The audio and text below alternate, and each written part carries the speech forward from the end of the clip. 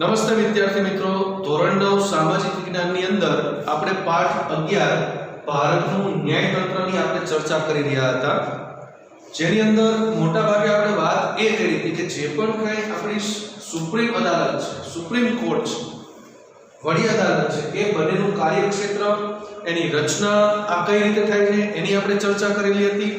એ ઉપરાંત આપણે જે પણ કંઈ એના કેસ દાવા છે અથવા તો હક દાવા છે શું શું કરી શકાય છે, કઈ રીતે તે કાર્ય કરે છે, આની પણ આપણે મેં તમને વાત કરી દીધેલી છે।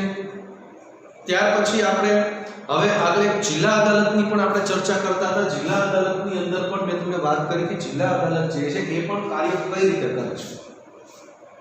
દરેક જિલ્લાની અંદર જિલ્લા અદાલત આવેલી હોય છે, એની અંદર પણ મોટા ભાગના જે પણ કંઈ સ્થાનિક લેવલના જે પણ કંઈ કેસ બનાવ બનતા હોય એનું ત્યાં કેસ ચલાવવામાં આવે છે। એની લાયકાત શું હોવી જોઈએ એ લાયકાતની પણ આપણે વાત કરી હતી। હવે આગળ આપણે એની થોડીક વાત કરીએ। જિલ્લા અદાલત જે છે એની અંદર મોટા ભાગે દીવાની દાવા અને ફોજદારી દાવા આ બે ચલાવવામાં આવે છે। દીવાની દાવા અને ફોજદારી દાવા। હવે તો દીવાની દાવા એટલે શું અને ફોજદારી દાવા એટલે શું આ બે તમને અગાઉ આપણે વાત કરેલી છે। જે પણ કઈ માલ મિલકત જાયદાદને લગતા દાવાઓ હોય, કેસ હોય તો તેને આપણે દીવાની દાવા કહેવામાં આવે। આ ઉપરાંત જે પણ કઈ મારામારી, લૂંટફાટ, ચોરી, હત્યા આ બધાના જે લગતા હોય ગુનાહિત કામો તો એ ફોજદારી દાવાની અંદર આવે છે। એટલે જ્યારે જિલ્લા અદાલતની અંદર જિલ્લા ન્યાયાધીશ જે છે એ મુખ્ય ન્યાયાધીશ જ્યારે પણ દીવાની દાવા ચલાવતા હોય ત્યારે તેમને જિલ્લા ન્યાયાધીશ તરીકે ઓળખવામાં આવે છે।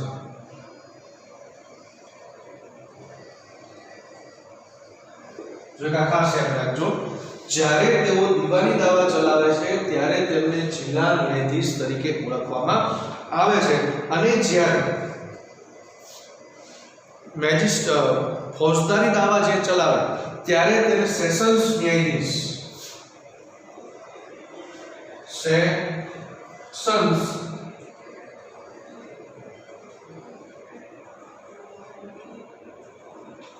બરાબર, દીવાની દાવા જ્યારે તે ચલાવે ત્યારે જિલ્લા ન્યાયાધીશ અને ફોજદારી દાવા જ્યારે ચલાવે ત્યારે તે સેશન્સ ન્યાયાધીશ તરીકે એને ઓળખવામાં આવે છે।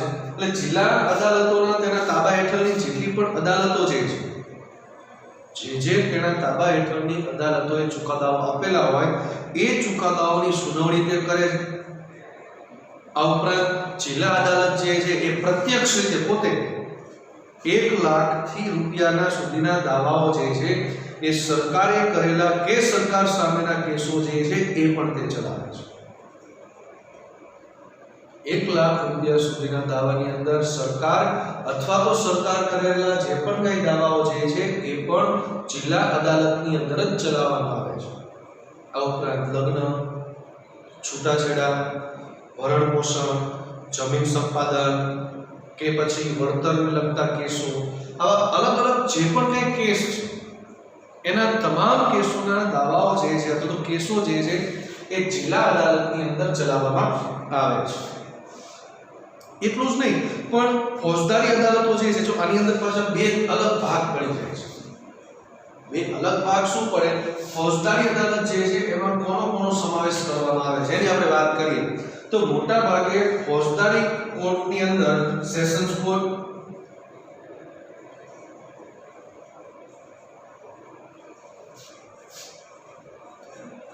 ત્યાર પછી ફર્સ્ટ ક્લાસ જ્યુડિશિયલ,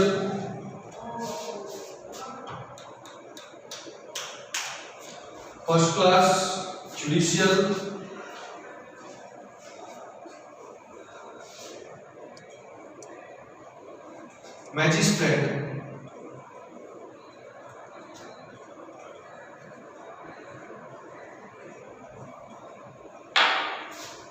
ત્યાર પછી સેકન્ડ ક્લાસ જ્યુડિશિયલ,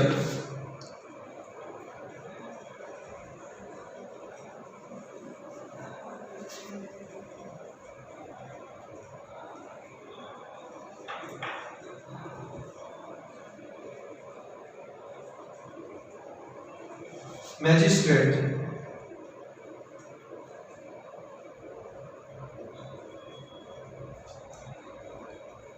ત્યાર પછી મામલતદાર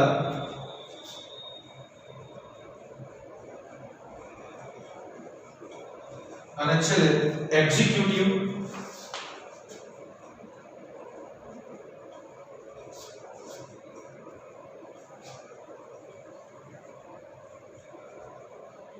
મેજિસ્ટ્રેટ કોર્ટ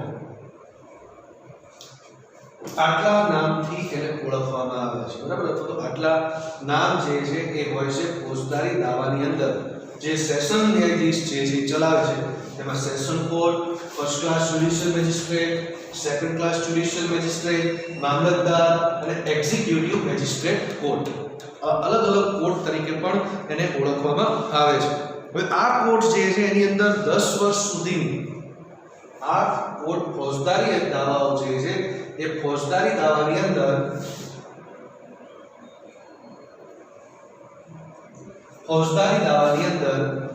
10 વર્ષ સુધી યાદ રાખજો 10 વર્ષ સુધીની જેલની સજા 5000 કે તેથી વધુ રકમ સુધીનો દંડ જે છે 10 વર્ષ સુધીની જેલની સજા કે પછી 5000 કે તેથી વધુ રકમનો દંડ જે છે એ આપી શકાય છે આ ઉપરાંત તેને મૃત્યુદંડ ફાંસી જન્મટીપ આજીવન કારાવાસ આવી અલગ અલગ ઘણી બધી સજાઓ જે છે એ આ કોર્ટ દ્વારા આપી શકાય છે 10 વર્ષ સુધીની જેલની સજા 5000 કે તેથી વધુ રકમનો દંડ ફાંસીની સજા કારાવાસ આજીવન જન્મટીપ આવી અલગ અલગ પ્રકારની સજાઓ જે છે એ આપવાની સત્તા પણ ફોજદારી અદાલત જે છે એની પાસે રહેલી છે આ ઉપરાંત પણ બીજી અલગ અલગ ઘણી બધી કોર્ટ આવે છે જિલ્લા અદાલતની અંદર જેમાં સ્મોલ કોઝ કોર્ટ જો આવી પણ આવે small cause court family court આ પણ જિલ્લાની અંદર જ આવે છે જમીન મહેસૂલના કેસો માટે મહેસૂલી અદાલત મજૂરોના કોઈ વાદ વિવાદ હોય મજૂરોનો કોઈ પ્રશ્નનો ઉકેલ લાવવાનો હોય તો એના માટે મજૂર કોર્ટ એટલે કે લેબર કોર્ટ મજૂર અદાલત તથા કેટલીક ખાસ અદાલતો છે જેને આપણે ટ્રિબ્યુનલ્સ તરીકે ઓળખીએ છીએ મેં તમને અગાઉ વાત આપણે કરી દીધી કે ઘણી બધી અલગ અલગ ટ્રિબ્યુનલ્સ છે એ પણ આપણા કોર્ટની અંદર આવે જ્યારે આપણે ત્રિકોણ બનાવ્યો હતો અદાલતોનો કે સૌથી ટોચ ઉપર કઈ છે એની પછીની કઈ અદાલત આવે એની પછી કઈ અદાલત આવે અને છેલ્લે જે છે એ કઈ અદાલતો છે જે આખી એક પ્રકારની આપણે પિરામિડ આકારનું ન્યાયતંત્ર છે સળંગ અને એક સૂત્રીય એની અંદર તો અલગ અલગ પ્રકારની ઘણી બધી ટ્રિબ્યુનલ્સ છે જે નવા પ્રશ્નો ઉદ્ભવ થતા હોય તો ફક્ત એક કોર્ટ જે છે એ બધા પ્રશ્નોનું સમાધાન કરી શકે નહીં એટલા માટે એક અલગ અલગ ટ્રિબ્યુનલ્સ જે છે એનું નિર્માણ કરવામાં આવે છે જેમાં જોઈએ આપણે કે વાહન અકસ્માતના વળતર માટેની ટ્રિબ્યુનલ આ ઉપરાંત શિક્ષક અધ્યાપકોના નોકરીના હક હિતના રક્ષણ અર્થે ગુજરાત શૈક્ષણિક સંસ્થા સેવા ટ્રિબ્યુનલ આ ઉપરાંત દેવા રિકવરી માટેની ટ્રિબ્યુનલો ગ્રાહક સુરક્ષા માટે ગ્રાહક તકરાર નિવારણ ફોરમ પણ અદાલતની જ ભૂમિકા ભજવે છે અને પક્ષકારોને થયેલ નુકસાન અંગેના દાવાઓ જે છે એનો નિકાલ પણ કરે છે અને જરૂરી જણાય તો એને વળતરની સુવિધા જે છે એ પણ આપી શકે છે આ ઉપરાંત ગુજરાત રાજ્ય જે છે એ ગુજરાત રાજ્યની અંદર ઘણી બધી એક અલગ ન્યાયતંત્રની અંદર ઝડપ લાવવા માટે કારણ કે આપણે જોઈએ છે કે આપણું ન્યાયતંત્ર જે છે એ ઘણું બધી ધીમી પ્રક્રિયાથી ચાલે છે એટલે ગુજરાતની અંદર માની લો અમુક એવા સેન્સિટિવ કેસ હોય કે જે કેસની અંદર ઝડપથી એનો નિર્ણય લેવો અથવા તો ઝડપથી એનો ન્યાય આપવો એ ખૂબ જ જરૂરી છે તો આવા સમયે ગુજરાતે એક અલગ અદાલત જે છે એનું નિર્માણ કર્યું છે જેનું નામ છે fast track court fast track court જે છે ફાસ્ટ ટ્રેક કોર્ટની અંદર એક એવા પ્રકારની વ્યવસ્થા કરવામાં આવી છે કે માત્ર ખૂબ જ ટૂંકા ગાળા 6 મહિનાની અંદર જ અથવા તો એનાથી પણ ખૂબ જ ઓછા સમયની અંદર કોઈ પણ વ્યક્તિ હોય તો એને ન્યાય આપી દે અને આની અંદર મોટા ભાગના જે જધન્ય કૃત્યો જે છે જેમાં આપણે બળાત્કાર હોય ગેંગરેપ કરીને મારી નાખવામાં આવેલું હોય તો આવા બધા કેસ જે છે એ ફાસ્ટ ટ્રેક કોર્ટ જે છે એની અંદર ચલાવવામાં આવે છે અથવા તો ઓનર કિલિંગ હોય કે પછી વધારે પ્રમાણમાં કોઈ મોટો હત્યાકાંડ કરવામાં આવેલો છે, ખૂબ સેન્સિટિવ બાબત હોય ટૂંકમાં દેશ માટે, તો આવા કેસ જે છે એ ફાસ્ટ ટ્રેક કોર્ટની અંદર ચલાવવામાં આવે છે. આ ઉપરાંત કોટાના કેસો જે છે એ પણ ચલાવવા માટે અલગ કોટા અદાલતો જે છે એ પણ ગુજરાતમાં રચવામાં આવેલી છે. અલગ અલગ એની આ બધી અદાલતોને ન્યાય કાર્યવાહીનું વિકેન્દ્રીકરણ કરી, આમ વિકેન્દ્રીકરણ એટલે આમ જોવા જાવ તો બધી અદાલતો, તમે આટલી અદાલત તો આપણે જોઈ, પણ બીજી બધી પણ હું અદાલત બોલ્યો હતો, શિક્ષકો માટેની હોય કે પછી ગ્રાહકો માટેની હોય કે મજૂરો માટેની હોય કે પછી બીજી અલગ અલગ લગ્ન અને છૂટાછેડા એના માટે, આ બધી અદાલતો જે છે એ બધીનું કાર્ય એ ખૂબ જ અલગ છે. પણ આમ છતાં આટલી બધી અદાલતોની વિવિધતા હોવા છતાં પણ આ બધી જ અદાલતો જે છે એની અંદર એક પ્રકારની એક સૂત્રીયતા, એક પ્રકારનું આંકલન રહેલું છે, એકબીજા સાથે જોડાયેલું છે. અને દરેકે દરેક અદાલત જે છે તટસ્થ, નિષ્પક્ષ ન્યાયિક કામગીરી કરી અને સૌનું કલ્યાણ જે છે એ કર્યું છે અને દરેક લોકોનું પોતાની તરફ ધ્યાન આકર્ષિત કર્યું છે. અને આપણા ભારતના લોકો જે છે એ પણ ખૂબ જ જાગૃત બની અને ન્યાય મેળવવા માટે એનો લાભ પણ ઉઠાવે છે. જો આમાંની જ એક અદાલતો જે છે એમાંની જ એક વિશિષ્ટ અદાલત જે છે જેનું નામ છે લોક અદાલત.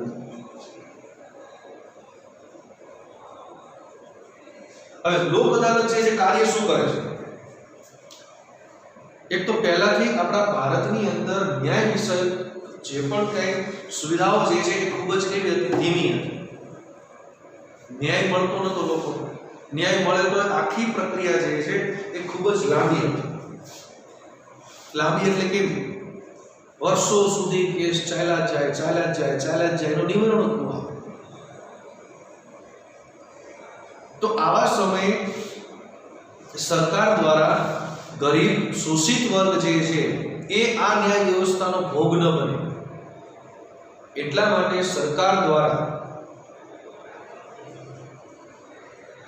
એક અલગ જ અદાલત જે છે એનું નિર્માણ કરવામાં આવ્યું છે કે જેમાં ગરીબ શોષિત વ્યક્તિ જે છે એ ન્યાયથી વંચિત ન રહી જાય, ન્યાય આપવામાં વિલંબ ન થાય. એટલે ગુજરાત રાજ્ય દ્વારા સૌપ્રથમ રાજ્યની અંદર લોક અદાલતો જે છે એની રચના કરવામાં આવી છે. અને આ લોક અદાલતો જે છે એના માધ્યમ દ્વારા કાનૂની સેવા, સત્તા મંડળ આવેલું છે આ અમદાવાદમાં. કાનૂની સેવા સત્તા મંડળ અમદાવાદની અંદર આવેલું છે. કે માન લો ગરીબ વ્યક્તિ છે તો એ ગરીબ વ્યક્તિ પોતે પૈસા ખર્ચી શકે તેમ નથી, તો આવા સમયે કાનૂની સેવા સત્તા મંડળ જે છે ગરીબ વ્યક્તિને એકદમ મફતની અંદર નિઃશુલ્ક પડે સલાહ સૂચન આપવાનું કાર્ય કરે છે. કોઈ પણ એવી બાબતો હોય તેની અંદર માર્ગદર્શન આપવાનું, સલાહ આપવાનું કાર્ય જે છે એ આ કરે છે. અને મોટા ભાગે ઘણી વખત એવું પણ બનતું હોય છે કે આ અદાલતો જે છે એ જો બંને પક્ષકારોની સંમતિ હોય તો એ બંને પક્ષકારોની સંમતિની સાથે સાથે આ અદાલતો આપણે રવિવારે પણ ચાલુ કરી શકાય છે. અને રવિવારે પણ લોક અદાલત જે છે એ ચાલુ જ હોય છે. અને મોટા ભાગે લોક અદાલતો જે છે એની અંદર કેવા કેસ ચલાવવામાં આવે છે આપણે એની વાત કરીએ તો કે મોટર વાહન અકસ્માત અને વળતરને લગતા પ્રશ્નો, લગ્ન વિચ્છેદ એટલે કે છૂટાછેડાને લગતા પ્રશ્નો, ભરણ પોષણ, સામાન્ય લેણાની ખાનગી ફરિયાદો, પોલીસ ફરિયાદો, આવી અલગ અલગ ટૂંકમાં જે નાની નાની મેટરો હોય છે, નાના ઝઘડાઓ હોય, પતિ પત્ની વચ્ચેના ઝઘડાઓ હોય તો એનું નિરાકરણ લાવવું, સંબંધીઓ વચ્ચેના ઝઘડા હોય તો એનું નિરાકરણ લાવવું, પૈસાની લેતી બાબતનો કોઈ વહીવટ હોય તો એનું નિરાકરણ લાવવું, વાહન અકસ્માતને લગતું વળતરનો કોઈ પ્રશ્ન હોય કે પછી વીમા કંપની ઉપર હોય કે પછી સામેવાળા બે વ્યક્તિઓ ઉપર ફરિયાદ થયેલી હોય કે જેની ભટકાઈ હોય એની સાથે, તો આવા પ્રકાર જે છે એના આધારે એમને ન્યાય આપવાનું કાર્ય જે છે એ કરે છે. હવે લોક અદાલત જે છે એની અંદર કોણ ન્યાય આપી શકે છે અથવા તો ન્યાયાધીશ તરીકે કોણ એની સાથે જોડાયેલું હોય છે? જો એની સાથે હવે મોટાભાગના કેવા લોકો હોય છે આપણે એની વાત કરીએ તો કે વકીલો, સામાજિક કાર્યકરો, કેળવણીકારો, પ્રતિષ્ઠિત નાગરિકો, ઉદ્યોગપતિઓ, પોલીસ અધિકારીઓ, વીમા કંપનીના અધિકારીઓ, ન્યાયાધીશ કે ન્યાયિક અધિકારીઓ હોય, આવા બધા વ્યક્તિઓ જે છે એ વ્યક્તિઓ આની સાથે જોડાઈ શકે છે અને જોડાય અને ન્યાય આપવાનું કાર્ય એ કરી શકે છે.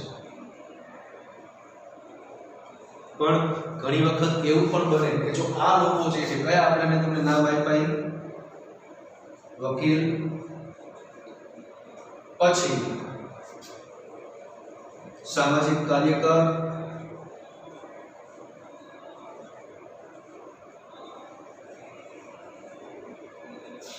પછી કેળવણીકારો,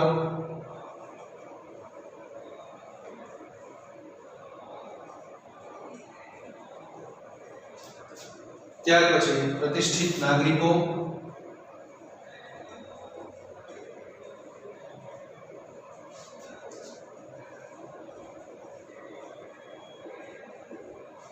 આ ઉપરાંત ઉદ્યોગપતિઓ,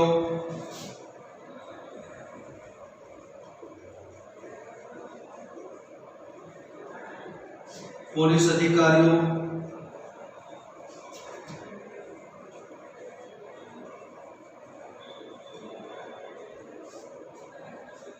વીમા કંપનીના અધિકારીઓ,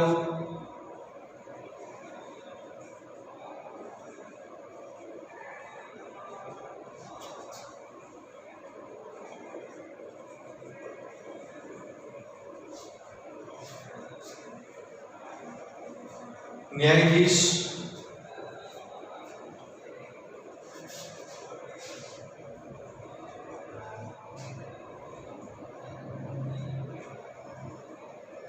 ન્યાય અધિકારી, આ બધા આ દરેકે દરેક લોકો જે છે એ લોક અદાલતની અંદર ન્યાય આપવાનું કાર્ય કરે છે. જો આના માટે છે ને એક સૂત્ર પણ છે કે ના કોઈની હાર ના કોઈની જીત. ના કોઈની હાર ના કોઈની જીત. યાદ રાખો, ના કોઈની હાર ના કોઈની જીત. આની અંદર કોઈ પણ વ્યક્તિ લોક અદાલતની અંદર જે પણ કંઈ કેસ ચલાવવામાં આવે છે એમાં કોઈ પણ વ્યક્તિની હાર કે જીત થતી નથી. શું કામ? કારણ કે બંને પક્ષ જે છે, અપીલ કરતા અથવા તો જે ગુના કરેલો વ્યક્તિ જે છે એ બંને પક્ષને લોક અદાલતની અંદર ભેગા કરવામાં આવે છે. એમની સાથે ભેગા કરી અને શાંતિમય રીતે બંને વચ્ચે સુલેહ થાય, સમાધાન થાય, એ પ્રમાણે કેસનું નિરાકરણ લાવવામાં આવે છે. એટલા માટે જ કીધું છે ના કોઈની હાર ના કોઈની જીત. બંનેને જે પ્રમાણે સંતોષ હોય એ સંતોષના આધારે એમની ઉપર સલાહ જે છે એ એમનું સમાધાન જે છે એ લાવવામાં આવે છે, સુલહ લાવવામાં આવે છે, જેથી કરીને કાયમી શાંતિ થાય. એટલે લોક અદાલતો જે છે એ નાણાંનો પણ બચાવ કરે છે, એની સાથે સાથે સમયનો પણ બચાવ કરે છે. કારણ કે આપણી જે લાંબી ન્યાય વિષયક પ્રક્રિયા જે છે એના કારણે ઘણા બધા વર્ષોથી અટવાયેલા કે વિલંબમાં પડેલા કેસો જે હતા એ વર્ષોથી અટવાયેલા વિલંબ પડેલા કેસોનો ઝડપથી નિવારણ આવી રહ્યું છે. અને એટલું જ નહીં, પાછું આમને ચુકાદો આપી દીધો. લોક અદાલત જે પણ કંઈ ચુકાદો આપે એ ચુકાદાને કાનૂની પીઠબળ જે છે એ પણ મળેલું છે. એ કાનૂની પીઠબળ પણ પૂરું પાડે છે. એટલે આથી જ અત્યારે આમ જોવા જાય તો લોક અદાલતો ખૂબ જ આકર્ષણનું કેન્દ્ર બની છે. ઘણા બધા લોકો મોટી અદાલતની અંદર જવાને બદલે પોતાના જે સામાન્ય પ્રશ્નો હોય છે એ પ્રશ્નોનું નિરાકરણ જે છે એ લોક અદાલતની અંદર લાવી રહ્યા છે. એટલે આ બાબત પણ એક સારી છે કે જેથી કરીને ઝડપથી દરેક વ્યક્તિને ન્યાય મળે. કારણ કે આપણી આખી ન્યાય વ્યવસ્થા સળંગ એક સૂત્રતાની અંદર જોડાયેલી છે. એટલે ક્યારે પણ કોઈ વ્યક્તિને સરખો ન્યાય નથી મળતો. જિલ્લા અદાલતની અંદર માની લો બે વ્યક્તિઓ છે A અને B. આમાં A B ઉપર કેસ કર્યો, બરાબર. જિલ્લા અદાલતની અંદર કેસ ગયો, એની અંદર B જીતી ગયો. એટલે એ શું કરવાનું, પાછો ઉપરની વડી અદાલતની અંદર જશે. વડી અદાલતમાં જશે તો વડી અદાલતમાં A જીતી ગયો તો પાછો B શું કરશે, એ પાછો સુપ્રીમ કોર્ટની અંદર જશે. અને આખી ન્યાય વિષયક પ્રક્રિયા જે છે એ સતત ચાલ્યા રાખે છે.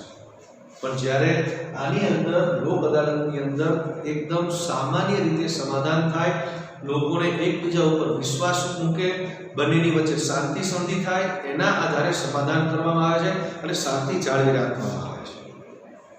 અને ત્યાર પછીનો આ પ્રકરણનો આપણો છેલ્લો પોઈન્ટ જે છે એની વાત કરીએ, ન્યાય તંત્રની સ્વતંત્રતા. ન્યાયતંત્રની સ્વતંત્રતા શું કામ જરૂરી છે? એક તો ભારતના બંધારણની અંદર ભારતના નાગરિકોને જે મૂળભૂત હકો આપવામાં આવેલા છે એ મૂળભૂત હકોનું રક્ષણ કરવાની જવાબદારી ન્યાયતંત્ર પાસે છે. આ ઉપરાંત એના જે પણ કાંઈ સામાજિક, રાજકીય અને આર્થિક સમાનતા જે છે એ જળવાય, વ્યક્તિ વચ્ચે ભેદભાવ ન થાય, દરેક વ્યક્તિને સમાન ન્યાય મળે, એ સ્થાપવાનું કામ ન્યાયતંત્રનું છે. અને એટલા માટે જ કારણ કે જો દરેક વ્યક્તિનો રક્ષણ, મૂળભૂત હકોનું રક્ષણ થાય, તેના સામાજિક, રાજકીય, આર્થિક સમાનતા મળી રહે, દરેક વ્યક્તિને પોતાના જે પણ કાંઈ વ્યક્તિગત વિકાસ કરવાની તક પૂરતી મળી રહે, એટલા માટે જ દરેક ન્યાયતંત્ર જે છે એને ધારાસભા અને કારોબારીથી કેવું રાખવામાં આવ્યું છે, એકદમ સ્વતંત્ર.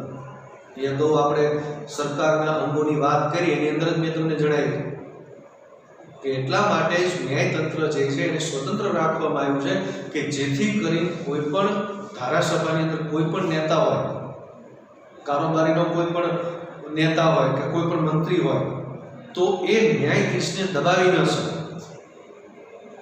એની પાસેથી એની મરજી મુજબના કેસ ચલાવી ન શકે, ન્યાય મેળવી ન શકે. એટલા માટે જ એને સ્વતંત્ર, તટસ્થ અને નિષ્પક્ષ રાખવામાં આવ્યું છે કે જેથી કરીને તે નિર્ભીક બની કોઈ પણ પ્રકારનો ડર રાખ્યા વગર પોતે પોતાના ચુકાદાઓ આપી શકે છે. એટલે ક્યારે પણ ન્યાયતંત્ર જે છે એ સરકાર તરફી કે સરકાર પ્રત્યે પક્ષપાતભર્યું વલણ જે છે એ ધરાવતું હોવું જોઈએ નહીં.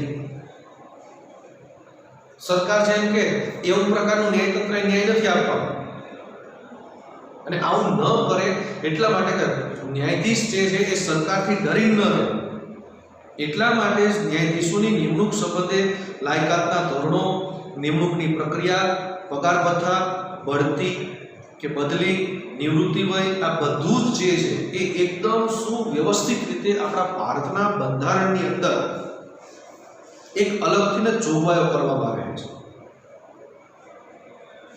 એટલે અલગથી જ અનુસાર બંધારણીય જોગવાઈઓને આધીન જ કારોબારી દ્વારા કરવામાં આવે છે કે જેથી કરીને તેમની ચોક્કસ મુદત માટે નિમણૂક કરવામાં આવે છે કે કોઈ પણ મનસ્વીપણે કે રાજકીય પ્રભાવ હેઠળ કારોબારી કોઈ ન્યાયાધીશને હોદ્દા પરથી દૂર કરી શકતી નથી. આ પણ એક જોવાની મહત્વની બાબત છે કે કોઈ પણ ન્યાયાધીશ જે છે, ઘણી વખત એવું બનતું હોય છે કે ન્યાયાધીશ ઉપર દબાણ લાવવા માટે કે ન્યાયાધીશ એની સરકાર અનુસાર સરકાર જે પ્રમાણે કે એ પ્રમાણે ચુકાદા આપે, એટલા માટે સરકાર જે છે એ ન્યાયાધીશો ઉપર થોડું દબાણ પણ લાવતી હોય છે. પણ ન્યાયાધીશ જે છે હંમેશા નિર્ભીક રહી, નીડર રહી અને પોતાનું જે ન્યાય આપવાનું કાર્ય કરે છે. કારણ કે સરકાર કોઈ પણ પ્રકારના કારોબારી જે છે કોઈ પણ પ્રકારનો ન્યાયાધીશને લગતો નિર્ણય લઈ શકતી નથી. ફક્ત અને ફક્ત પોતાને જે અનુકૂળ લાગે, પોતાને ન્યાયાધીશને જો સાચું લાગે, જે ખોટું લાગે એ પ્રમાણે જ તે ન્યાય આપવાનું કાર્ય કરે છે. એટલા માટે જ આપણા બંધારણની અંદર એમના માટે અલગ જોગવાઈ કરવામાં આવી છે. કારોબારી ક્યારેય પણ એમને લગતી એમના પગાર ભથ્થાને આધીન હોય, એમની નિમણૂકની બાબતો હોય, એમના નોકરીની શરતો હોય, એમની બઢતીની હોય, નિવૃત્તિ હોય, પેન્શન ફંડ હોય, આ બધાને બાબતોમાં તેમને નુકસાન થાય તે રીતે ક્યારેય પણ ફેરફાર કરી શકાતો નથી. ઘણી વખત શું કરે કે કોઈ ન્યાયાધીશ જે છે એ કોઈ અલગ નિર્ણય લે તો સરકારની વિરુદ્ધમાં નિર્ણય લે તો સરકાર એની બદલી પણ કરી શકે, પગાર ભથ્થો પણ ઘટાડી શકે. તો આવું કરી શકાતું નથી. આ ઉપરાંત બીજી એક મહત્વની બાબત કે જ્યાં સુધી ન્યાયાધીશ જે છે સત્તા ઉપર હોય, પોતાના પદ ઉપર હોય, ત્યાં સુધી કોઈ પણ વિધાનસભાની અંદર કે સંસદની અંદર, કોઈ પણ વિધાનસભાની અંદર કે સંસદની અંદર એમના ઉપર, એમના વર્તન અંગે અથવા તો એમને જે ચુકાદો આપ્યો છે એના ઉપર કોઈ પણ પ્રકારની ટીકા ટિપ્પણી કરી શકાતી નથી, કે એની અંદર એમની ટીકાત્મક સમીક્ષા પણ અથવા તો ચર્ચા પણ એની કરી શકાતી નથી. ન્યાયાધીશે આવા પ્રકારનો ન્યાય આપ્યો છે. બીજી એક મહત્વની બાબત છે કે ન્યાયાધીશ જે છે નિવૃત્ત થાય એટલે નિવૃત્તિ પછી જે ભારત દેશની કોઈ પણ અદાલતની અંદર તે ન્યાય આપવાનું કાર્ય કરી શકતા નથી. આ પણ એક મહત્વની બાબત છે કે ન્યાયાધીશ જ્યારે નિવૃત્ત થાય ત્યારે તે ભારતની કોઈ પણ અદાલતમાં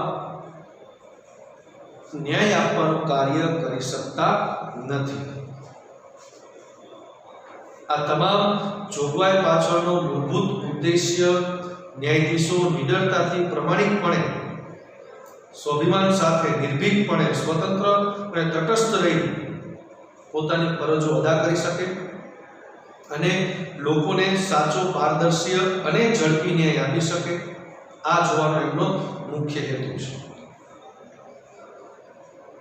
કે જેથી કરીને કોઈ પણ પ્રકારે લોકો સાથે અન્યાય ન થાય, એમને યોગ્ય, વ્યવસ્થિત, સાચો ન્યાય મળે. એટલે આમ આપણા ભારતીય બંધારણે ન્યાયતંત્રને સ્વતંત્ર, નિષ્પક્ષ, તટસ્થ અને એકસૂત્રી વિશિષ્ટ સ્થાન બક્ષ્યું છે, જે આપણા માટે ખૂબ જ મહત્વનું છે કે કોઈ પણ વ્યક્તિ એની ઈચ્છા અનુસાર ન્યાય મેળવી શકતો નથી. એટલે આમ સર્વોચ્ચ આપણું જે પણ કાંઈ અદાલત જે છે એ તમામ મૂળભૂત ઉદ્દેશ્ય ન્યાયાધીશોની નિડરતા, પ્રમાણિકતા સાથે જોડાયેલા છે. એટલે આ તમામ જોગવાઈ પાછળનો મૂળભૂત ઉદ્દેશ્ય જે છે એ ન્યાયાધીશોની નિડરતાથી, પ્રમાણિકપણે, સ્વાભિમાન સાથે, નિર્ભીકપણે, સ્વતંત્ર અને તટસ્થ રહી પોતાની ફરજો અદા કરી શકે અને લોકોને સાચો, પારદર્શી અને ઝડપી ન્યાય આપી શકે. એટલે આમ ભારતીય બંધારણે ન્યાયતંત્રને સ્વતંત્ર, નિષ્પક્ષ, તટસ્થ અને એકસૂત્રી વિશિષ્ટ સ્થાન બક્ષ્યું છે. એટલે સર્વોચ્ચ ન્યાય આપી શકે એ માટે જાહેર અદાલતની અંદર જાહેર હિતના દાવા, જાહેર હિતના પ્રશ્નો કે મહત્વની જાહેર સમસ્યાઓના ઉકેલ માટે માત્ર સાદા પોસ્ટકાર્ડ કે સામાન્ય પત્ર દ્વારા થયેલી ફરિયાદોને પણ જાહેર હિતની અરજી તરીકે સ્વીકારી છે. આ પણ કરી શકાય. ક્યારેક એવું પણ બને કે કોઈ પણ વહીવટી તંત્રને આંચકારૂપ ચુકાદાઓ પણ આપ્યા છે. વહીવટી તંત્ર કોઈ પણ ભ્રષ્ટાચાર કરતું હોય તો દેશનો કોઈ પણ સામાન્ય નાગરિક એક સાદા પોસ્ટકાર્ડ ઉપર પીઆઈએલ પણ કરી શકે છે, જેને આપણે જાહેર હિતની અરજી કહી છે. એટલે જે ન્યાયતંત્રની સક્રિયતા બતાવે છે. આમ છતાં હજી પણ આપણા ભારત દેશની અંદર એક ન્યાયિક વ્યવસ્થા જે છે એ ખૂબ જ ધીમી હોવાના કારણે આપણા ભારત દેશની અંદર 3.5 કરોડ કેસ જે છે એ હજી પેન્ડિંગ છે. વિચાર કરો, ભારતની અદાલતમાં 3.5 કરોડ કેસ હજી એમના પેન્ડિંગ રહેલા છે. એની પાછળ ઘણા બધા એવા પણ કારણો જવાબદાર છે, જેમ કે અપૂરતી કોર્ટો અને ન્યાયાધીશોને સ્ટાફની અપૂરતું પ્રમાણ, નિમણૂક થતી નથી, જે ન્યાયાધીશ મળવા જોઈએ એ મળતા નથી. આ ઉપરાંત ન્યાય આપવામાં થતો અસહ્ય વિલંબ એ પણ જવાબદાર છે. પણ આમ છતાં પણ અત્યારે અંદાજે 1,500 થી વધુ જૂના અને અપ્રસ્તુત કાયદાઓ જે છે એ બદલવાની કાર્યવાહી જે છે એ સરકારે હાથ ધરી છે, કે જેથી કરીને લોકો જે છે એને એક સરળતાથી તટસ્થ ન્યાય જે છે એ મળી રહે. કારણ કે આપણે એક બંધારણ જે છે, બંધારણ વિશ્વનું સૌથી મોટામાં મોટું બંધારણ છે, કે જે 22 જેટલા ભાગની અંદર વહેંચાયેલું, 468 જેટલી અલગ અલગ પરિશિષ્ટો, અનુચ્છેદ 12 પરિશિષ્ટ, બધા 468 જેટલા પરિશિષ્ટો જે છે એ પણ આવેલા છે. તો એમાંથી જે અપ્રસ્તુત કાયદાઓ જે છે, અપ્રસ્તુત કાયદાઓ એટલે કે જે કાયદાઓનો હેતુ યોગ્ય શરતો ન હોય, કે એની કોઈ જરૂરિયાત ન હોય, તો આવા કાયદાઓ જે છે એ સરકાર અત્યારે નાશ કરવા ઉપર આવી ગઈ છે, કે એને બંધારણમાંથી હટાવી દેવા, કે જેથી કરીને ખાલી ખોટી કોઈ કાયદાકીય ગૂંચવણ જે છે એ ઊભી ન થાય. બરાબર? એટલે અહીંયા આપણો આ પાઠ જે છે, પાઠ 11 ભારતનું ન્યાયતંત્ર, એ પૂરો થાય છે.